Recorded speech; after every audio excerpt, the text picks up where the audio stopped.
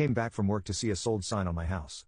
You don't need a luxury home at your age, my stepfather smirked, packing for his VIP European tour.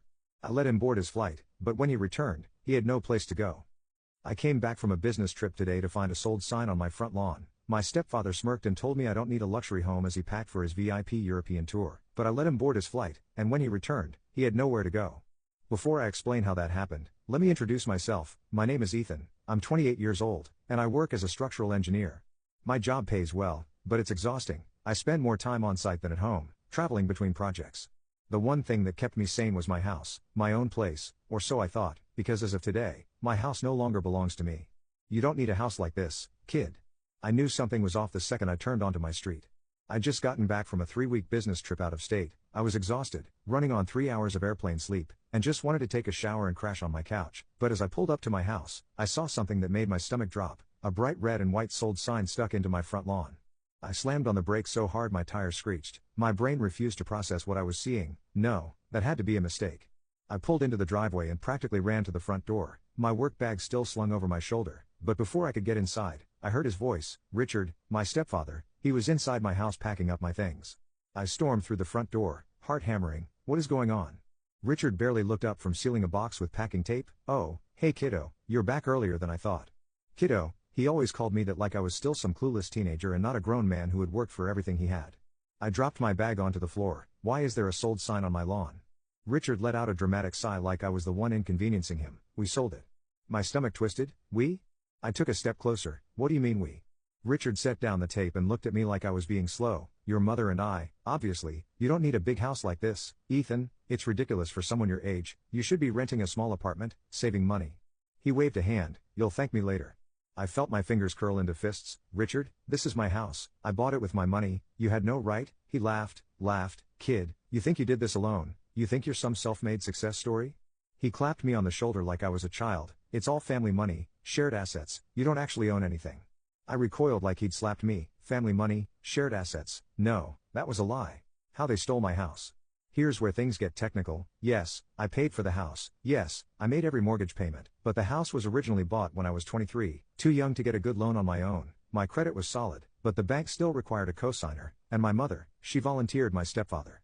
It's just paperwork, Ethan, she had said at the time, waving away my concerns. It'll still be your house. So I signed the documents, believing my name was on the deed, and it was, at first. What I didn't know was that Richard had refinanced the mortgage behind my back while I was away. My name was quietly removed from the deed months ago. The house was now solely in his name, and legally, he had every right to sell it. I felt sick. How? My voice caught in my throat. Richard smirked. Oh, don't look so surprised. You signed the paperwork years ago. You should really read the fine print, kiddo. My hands were shaking. Where is Mom? Richard shrugged. Already in Italy, needed a little break. I gritted my teeth. So you sold my house, took the money, and left me with what exactly? Oh, don't be so dramatic, he smirked, patting my cheek like I was a toddler. You're young, you'll figure it out. But I had a plan. Richard zipped up a sleek leather suitcase and slung it over his shoulder. Listen, I'd love to stay and chat, but I've got a flight to catch, 5-star hotels, private tours, the works, first class all the way. I just stared at him. He walked past me toward the front door. I'll bring you back a nice souvenir, yeah? And then he was gone. I stood there, staring at the empty space where my furniture used to be, my home. My entire life had just been stolen from me, and I couldn't do a single thing about it, or at least, that's what Richard thought.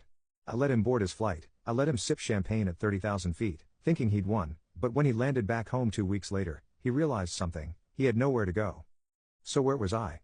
Oh, right, my house was gone. My stepfather was sipping champagne in first class, and I was standing in the ruins of my old life, trying to keep myself from punching a hole in the wall. But I wasn't going to lose my mind. I was going to get even. Ethan, you have to see the bigger picture. The first thing I did was call my mother. No answer. I called again, straight to voicemail. By the third call, I was shaking with rage, not just because she wasn't picking up, but because she already knew. She had known for weeks, maybe even months, and she hadn't warned me. I texted her, Mom, call me now. 3 dots appeared. She was typing, then the message popped up. Mom, I don't want to do this over the phone. We'll talk when I'm back. I stared at the screen. My jaw clenched so hard it hurt. She wanted to wait, after they had sold my house out from under me? I called again. This time, she picked up. Ethan, I really don't appreciate the tone of your messages. Her voice was calm, detached, like I was the one overreacting. I gripped my phone so tightly my fingers ached. You don't appreciate my tone? I repeated, laughing bitterly. Mom, are you out of your mind? You sold my house. She sighed like I was being difficult. Ethan, sweetheart, Richard and I talked about this, and we really think this is for the best.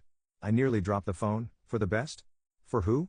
For you, she insisted. Honey, you have to admit, a house like that was just too much for you. It's expensive, big, a lot of responsibility, you work so much, you barely have time to enjoy it. What's the point of throwing money into a place you don't even use?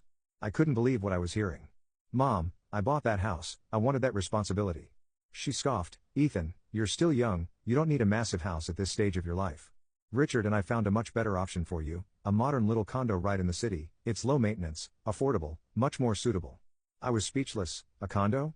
You stole my house, and now you're trying to convince me to settle for a condo? She sighed like I was being a child. Sweetheart, you have to see the bigger picture. Richard really helped you here. He freed you from all that stress. And listen, we didn't just take everything. A portion of the money will go toward helping you get that condo. Richard will handle the details once we're back. My stomach turned, and the rest?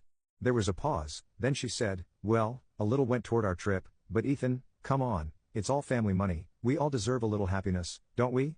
I felt like I was going to be sick. She actually believed this, she actually thought they had done me a favor.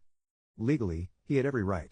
I spent the next 2 hours going through my paperwork, desperate to find some way to fight this. There had to be something, some legal loophole, some document that would prove that the house was still mine. But when I got to the refinancing papers, my stomach turned to stone, because there it was, in black and white. Months ago, while I had been working out of state, Richard had refinanced the mortgage in his name only. My name had been removed from the deed, making him the sole owner. He had done it so quietly, so strategically that by the time I even realized what had happened, it was already too late.